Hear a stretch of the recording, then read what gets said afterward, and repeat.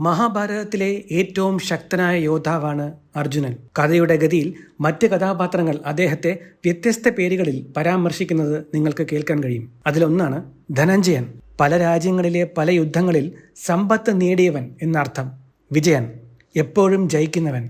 ശ്വേതവാഹനൻ, വെളുത്ത കുതിരകളാൽ രഥം വലിക്കുന്നവൻ. ഫൽഗുണൻ, ഉത്തര ഫൽഗുണ രാശിലഗ്നത്തിൽ ജനിച്ചവൻ. കിരീടി, ദാനവർക്കെതിരായ വിജയത്തിന് ശേഷം ഇന്ദ്രൻ തന്റെ ശിരസിൽ ചാർത്തിയ വജ്രം ധരിക്കുന്നവൻ. വിഭത്സു, യുദ്ധക്കളത്തിൽ ഒരിക്കലും അധർമ്മം ചെയ്യാത്തവൻ.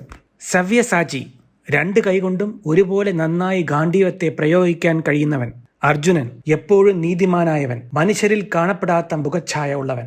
ജിഷ്ണു, മറ്റെല്ലാവരെക്കാളും നല്ലത് അല്ലെങ്കിൽ അതിലും മികച്ചത്. കൃഷ്ണൻ, കറുത്ത നിറമുള്ളവൻ. ഗൂഢകേശൻ, ചുരുണ്ട മുടിയുള്ളവൻ അല്ലെങ്കിൽ ഉറക്കത്തെ ജയിച്ചവൻ. കപിധ്വജൻ, രഥത്തിന്റെ കൊടിമരത്തിൽ കപി അഥവാ ഹനുമാൻ ഉള്ളവൻ.